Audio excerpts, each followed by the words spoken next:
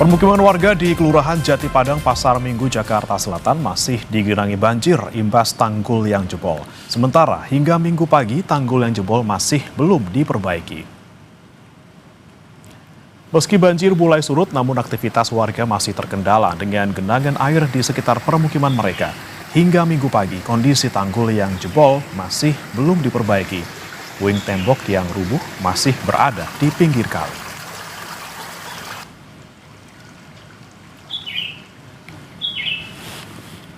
Banjirnya agak surut.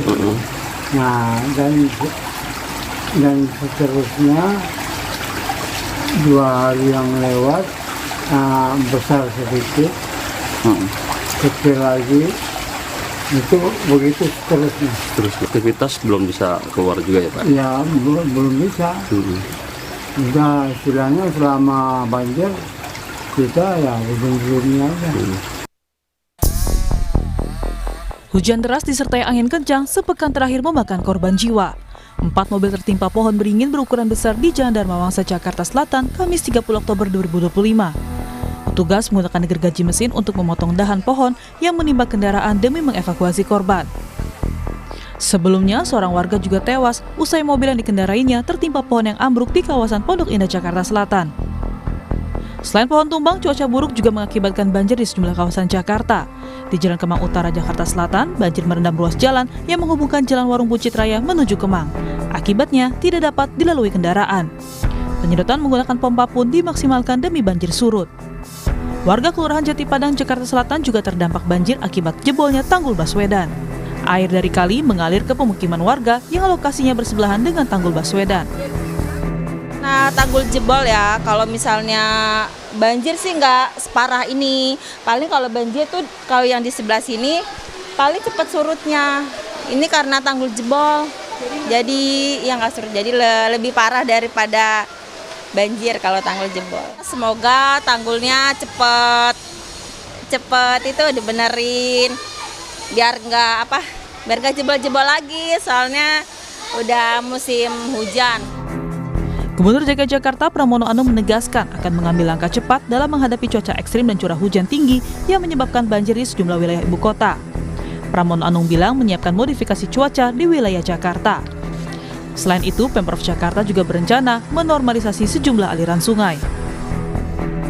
Mulai kemarin sebenarnya kami sudah bekerja sama dengan BMKG dan juga dengan Badan Penanggulangan Bencana Nasional untuk melakukan modifikasi cuaca. Budgetnya sudah kita siapkan karena memang ada kemungkinan 25 hari ke depan ini beberapa kali akan terjadi anomali dan cuaca ekstrim. Kepala Badan Meteorologi, Klimatologi, dan Geofisika BMKG, Dwi Korita Karnawati menyebut Indonesia resmi memasuki periode puncak musim hujan di tahun 2025. BMKG bilang periode musim hujan berbeda-beda di tiap daerah. Ada yang sudah dimulai sejak bulan Agustus, ada juga yang baru dimulai bulan Oktober. Di sebagian wilayah Indonesia mulai memasuki musim hujan. Jadi hari-hari yang di bulan Oktober kemarin belum masuk puncak ya. Jadi ini karena adanya masuknya puncak musim hujan. Berdasarkan pembaruan data zona musim atau ZOM pada dasarian ke-3 Oktober, sekitar 43,8% wilayah Indonesia atau setara dengan 306 zona musim telah memasuki musim hujan. Upaya pengendalian banjir di Jakarta diharapkan mampu atasi banjir saat puncak musim hujan. Sejumlah infrastruktur pengendali banjir seperti kolam retensi dan waduk pun harus dipastikan tetap dibangun. Tim Liputan Kompas TV. Pemprov DKI Jakarta melakukan sejumlah langkah guna mengantisipasi dampak cuaca buruk yang mengakibatkan pohon tumbang dan banjir. Di antaranya pompa yang disiagakan hingga akan menormalisasi sejumlah aliran sungai. Kemudian apa langkah mitigasi Pemprov Jakarta untuk menghadapi puncak musim hujan? Kita akan bahas bersama dengan staf khusus Gubernur DKI Jakarta, Ciko Hakim, melalui sambungan daring. Selamat pagi, Mas Ciko. Pagi, gimana kabar? Ya, Mas Ciko, ini kan ada sejumlah langkah yang akan disiapkan oleh Pemprov DKI gitu ya. Ada soal pompa, kemudian normalisasi sungai.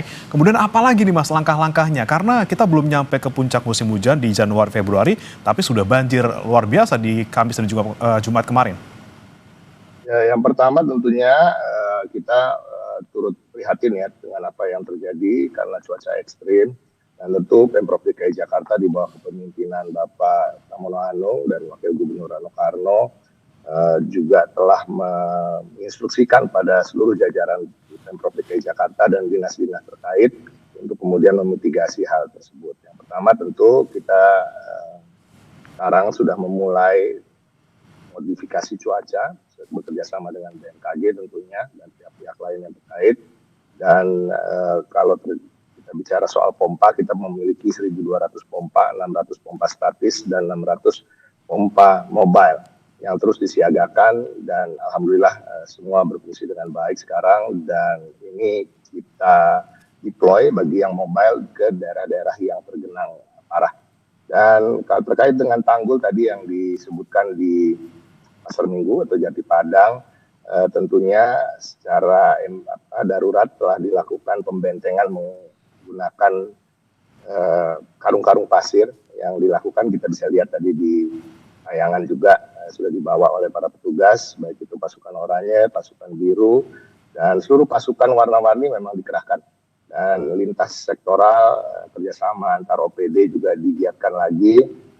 BPBD juga terus memantau dan melakukan penyelamatan bersama Gulkarmat bila terjadi hal-hal yang perlu dilakukan.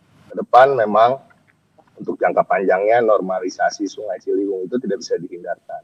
Dan tentunya hal tersebut tidak bisa dilakukan sendiri oleh Pemprov DKI Jakarta, tapi juga butuh partisipasi dari masyarakat dan kesediaan masyarakat untuk mau juga meninggalkan tempat tinggal yang memang tidak seharusnya menjadi tempat tinggal, sehingga membuat lahan atau sungai menjadi lebih sempit dari hari ke hari. Oke, Mas Ciko, kalau untuk tanggulnya sendiri ini diperbaikinya kapan? Karena kan masih hanya darurat gitu ya, diberikan karung pasir saja. Kapan kira-kira mulai diperbaiki? Karena masyarakat tadi mulai mengeluhkan gitu ya, belum diperbaiki nih, walaupun kemarin sudah terjadi tanggulnya jebol seperti itu. Di debit air masih sangat tinggi dan arusnya masih sangat kencang. Jadi perbaikan itu tidak bisa dilakukan dengan debit air yang tinggi dan arus yang kencang. Tentunya ketika nanti sudah mereda, karena kita tadi saya sampaikan akan melakukan modifikasi cuaca, harapannya itu bisa menyurutkan debit air dan juga arusnya tidak begitu kencang, dan itu baru bisa dikerjakan. Karena kita tahu sendiri ya, perbaikan tanggul itu artinya tidak boleh dalam keadaan terendam, dan juga arusnya juga tidak boleh tinggi karena juga menjaga keselamatan bagi mereka-mereka yang berkendara. Jadi dalam waktu kurang dari 3 bulan seharusnya ini sudah harus bisa diselesaikan, dan jangka panjangnya tentu kembali lagi normalisasi tidak dapat dihindarkan. Oke, kurang dari 3 bulan ya Mas ya untuk perbaikan tanggul. Kemudian tadi yang Anda sampaikan juga soal modifikasi cuaca ini mulainya kapan tepatnya Mas Ciko? Sejak disampaikan oleh Bapak Gubernur, langsung sudah dikerjakan. Sekitar kurang lebih 2 hari yang lalu. Oke, baik.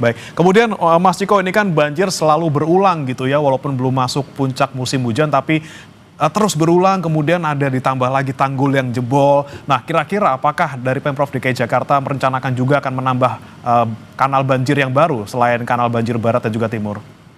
Yang utamanya kita sekarang masih dalam fokus dalam perbaikan dan perluasan waduk-waduk dan mengoptimalisasi fungsi dari waduk-waduk yang ada, seperti Waduk Setiabudi, Waduk Kebon Melati, dan juga beberapa waduk lain. Dan tentunya pelebaran atau membuka sodetan-sodetan di Kali Ciliwung itu juga terus dilakukan, dan Dinas Sumber Daya Air sudah mengalokasikan anggaran juga untuk tahun depan untuk kemudian melakukan normalisasi.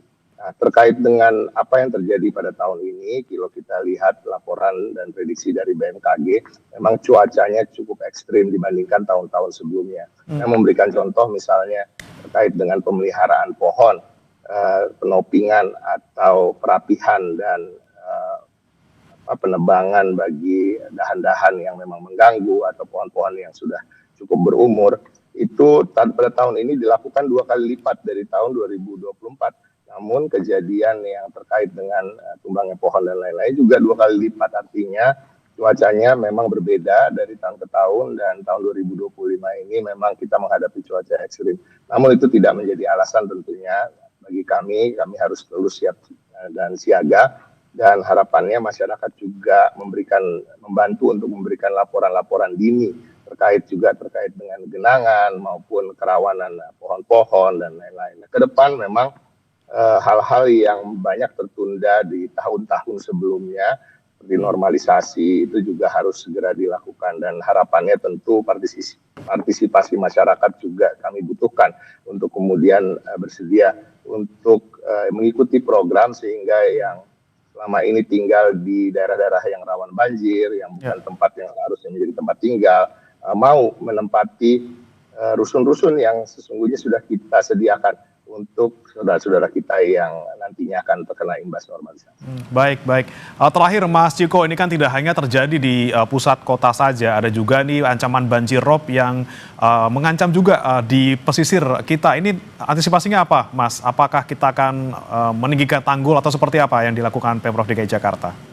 Pemasangan tanggul-tanggul sementara memang sudah dilakukan, apalagi kalau kita lihat dari laporan BMKG, warningnya adalah mulai di hari ini sampai 1 minggu ke depan, dan harapannya juga kami telah memberikan informasi ini melalui kanal-kanal Pemprov DKI Jakarta, semua akun-akun media sosial berbagai dinas, yang harapannya masyarakat juga bersiaga untuk kemudian siap untuk menghadapi banjirop ini. Namun tentu selain itu juga kembali lagi, karena kita menambahkan unsur modifikasi cuaca, mudah-mudahan hal ini bisa kita minimalisir.